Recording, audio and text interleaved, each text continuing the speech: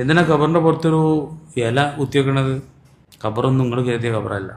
അതിൻ്റെ അതിൻ്റെ തസ്ബീഹിൻ്റെ ബർക്കത്ത് കൊണ്ട് ശിക്ഷ ലഘൂകരിക്കപ്പെടും. 2 ഖബറാളികൾക്കരികിലൂടെ തങ്ങൾ നടന്നുപോയി. തങ്ങൾ പറഞ്ഞു സ്വഹാബത്തിനോട്, ഈ 2 ഖബറാളികളും ശിക്ഷ നേരിട്ടുകൊണ്ടിരിക്കുകയാണ്. ആളുകൾ വലിയൊരു കുറ്റമായിട്ട് കാണുന്ന കുറ്റത്തിലൊന്നും അല്ല. ഒരാൾ നമീമത്ത് പറയുന്ന ആളായിരുന്നു, തമ്മ് തെറ്റിച്ച. മറ്റയാൾ മൂത്രയിച്ച മര്യാദയ്ക്ക് മനസ്സിലാത്ത ആളായിരുന്നു, ഇസ്തിബ്ര ചെയ്യൂല.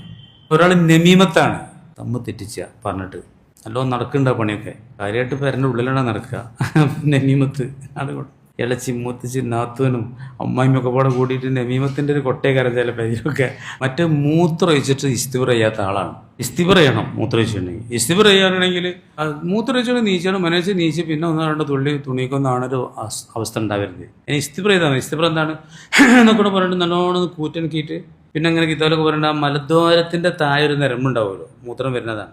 അതിങ്ങനെ വിരലോട് ഇങ്ങനെ അങ്ങോട്ട് ഒഴിഞ്ഞ് ലിംഗത്തോട് കൂടെ അങ്ങോട്ട് പീഞ്ഞിട്ടുണ്ടെങ്കിൽ അപ്പോൾ കുറച്ച് മൂത്രമാണ് പോകും.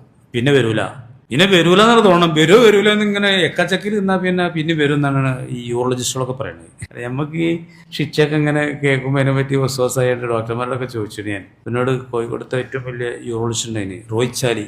ഞാൻ അയാളത് പോയിരുന്നു. അയാളിനോട് പറഞ്ഞതാണ്, ഇനി അങ്ങോട്ട് വരാനില്ല എന്ന് ഉറപ്പിച്ചണം, അപ്പോഴാണ് അവരോട് ശരിക്കും അടയുള്ളൂ.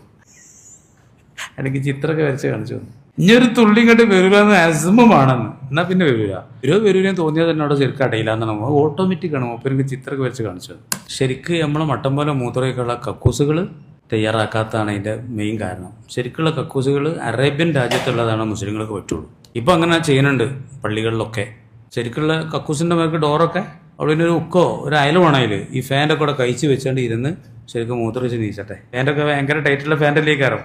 ഏതാവട്ടെ, തങ്ങൾ പറഞ്ഞു 2 നല്ല അടി കിട്ടിക്കൊണ്ടിരിക്കുന്നുണ്ട്.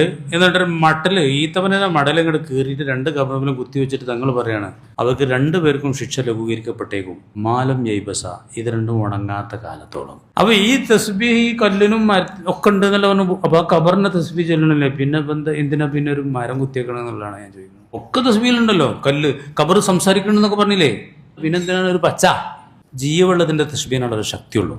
ഈ പച്ചപ്പിള്ളനൊക്കെ ജീവുണ്ട്.